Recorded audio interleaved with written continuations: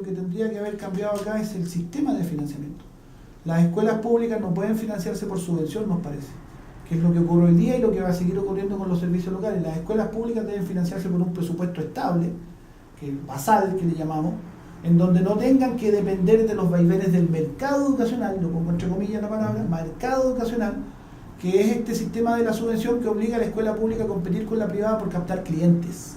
Esa es la base y la esencia del sistema de subvención, de financiamiento.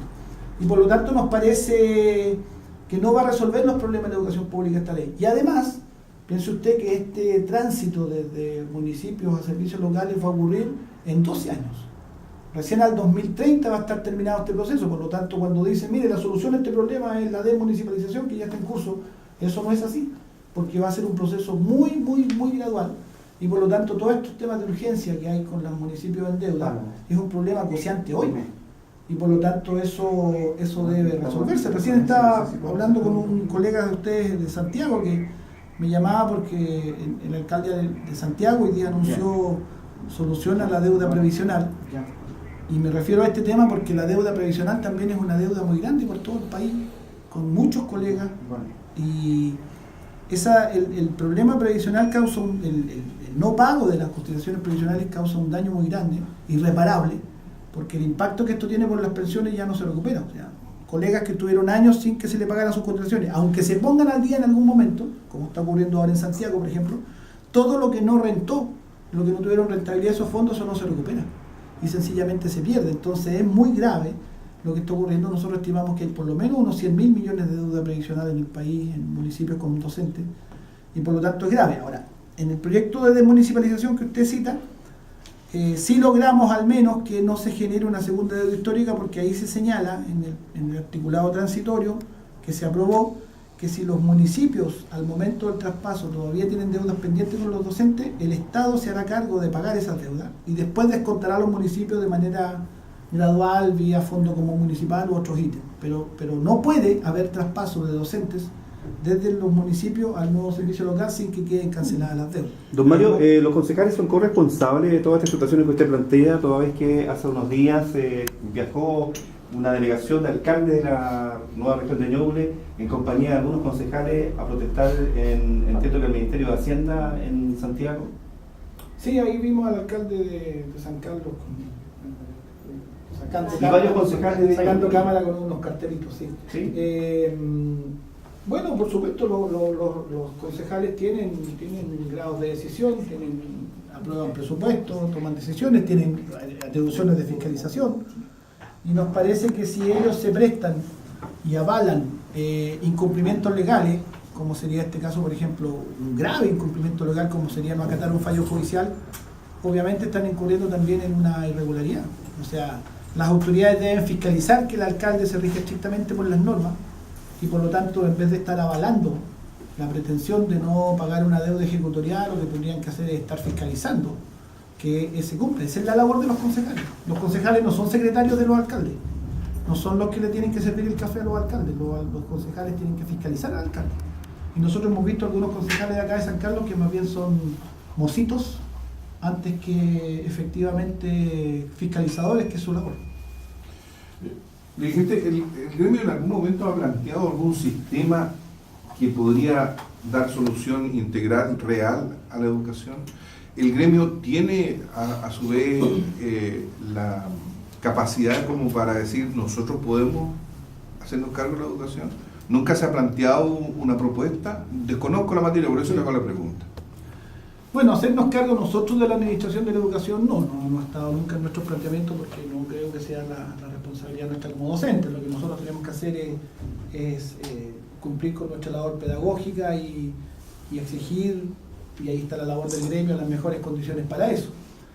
Pero sí tenemos propuestas de lo que debiera ser una carrera docente, como la que nosotros creemos le haría bien al desarrollo de nuestra profesión, cuáles son las condiciones en las que deben trabajar las escuelas y cuál es el sistema de administración. Y nosotros, para ser bien sintético con el tema, creemos que cuando se inventa tanto o se busca tanta experiencia extranjera de otros lados y se importan la reforma española, el modelo finlandés, y etcétera, etcétera, y no se mira la propia historia. Chile tiene una experiencia exitosa de administración de educación pública que fue la antigua educación fiscal.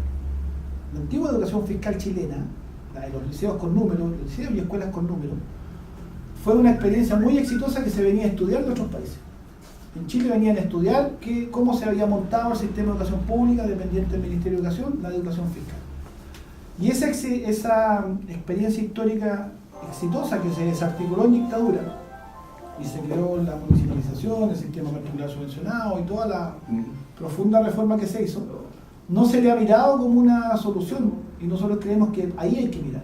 La experiencia histórica exitosa, con todos los ajustes que habría que hacerle, porque Chile no es el mismo país del año 70,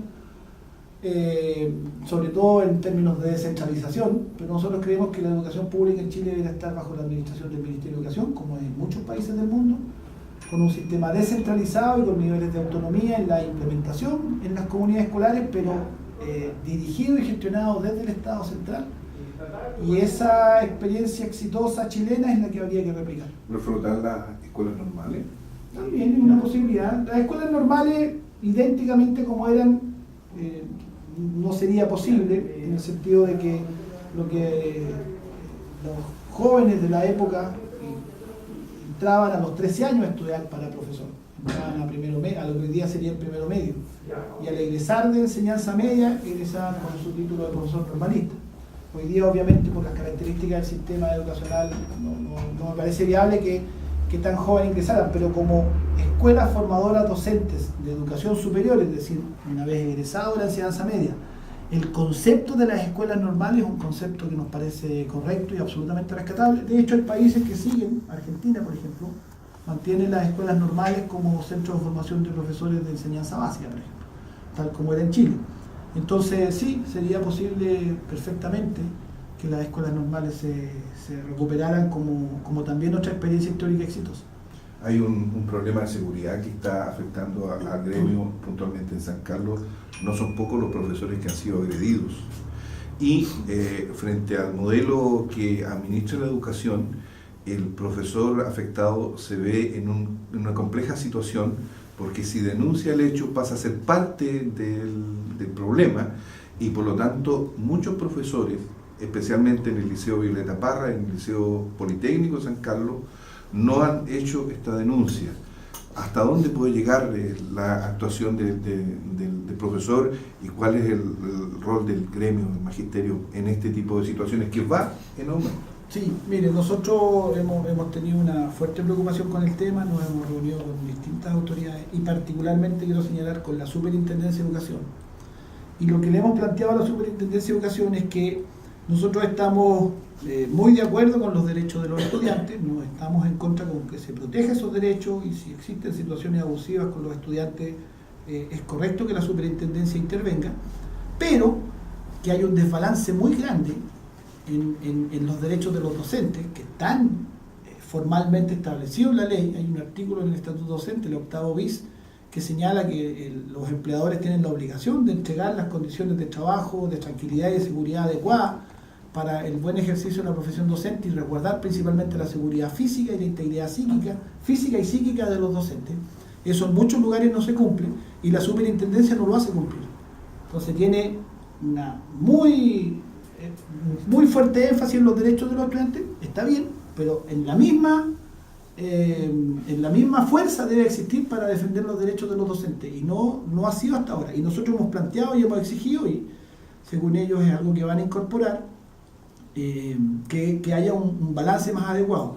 Nosotros, a diferencia de lo que usted señala, nuestra recomendación como gremio es que las denuncias deben hacerse, porque una de las cosas que nos señala la Superintendencia es que existe bajo nivel de denuncia que ellos tengan en las estadísticas respecto a agresiones docentes, y todos sabemos que es una estadística, digamos, subvaluada, porque efectivamente hay mucha denuncia que queda sin efecto. Y yo le voy a señalar que nuestros estudios señalan que la principal razón por la cual no hay bajo nivel de denuncia, que está bajo lo real, es porque hay presión de los sostenedores para que esas denuncias no se hagan. En general los sostenedores buscan bajarle el perfil a estas situaciones por una cuestión de prestigio del colegio, por una cuestión de no meterse en problemas legales, por distintas razones, porque a lo mejor también saben que están incumpliendo normas al no otorgar las condiciones de seguridad adecuadas, y por lo tanto hay presión de los sostenedores, más bien nosotros hemos detectado. Y nuestra recomendación y nuestra orientación que estamos dando a nuestros colegas es que toda situación debe denunciarse. Primero para que aparezcan las estadísticas y por lo tanto las autoridades se vean forzadas a tomar medidas del caso, y además para que en vez de bajarle el perfil al problema, el problema más bien se visibilice, que es lo que nosotros necesitamos. A propósito de sostenedor, el colegio local había invitado a sostenedor a reunirse con usted y a tratar los temas pendientes. ¿Qué le parece que no asista? Nos parece muy lamentable, nos parece una mala señal, y es algo que yo voy a denunciar en la intervención que hagamos el martes en la Cámara de Diputados, porque se supone, y la Cámara de Diputados nos ha instado a que dialoguemos entre las partes para buscar caminos de solución, y justamente esa es nuestra intención como gremio. Y esta actitud, en donde supuestamente la Asociación Chilena de Municipalidades señaló en una anterior sesión que estaban en ese ánimo también y que querían conversar con el Colegio de Profesores, pero lo que está ocurriendo aquí en el caso de San Carlos es exactamente lo contrario. Por lo tanto, nosotros con esto vamos a evidenciar que al parecer es solo de la boca para afuera en algunos alcaldes esta disposición de diálogo si hay actitudes como esta. Podemos escuchar, queremos ¿sí? saludar a la concejala Lucrecia Flores, que dentro de nuestros invitados es la única que ha llegado a esta reunión con nuestro presidente nacional.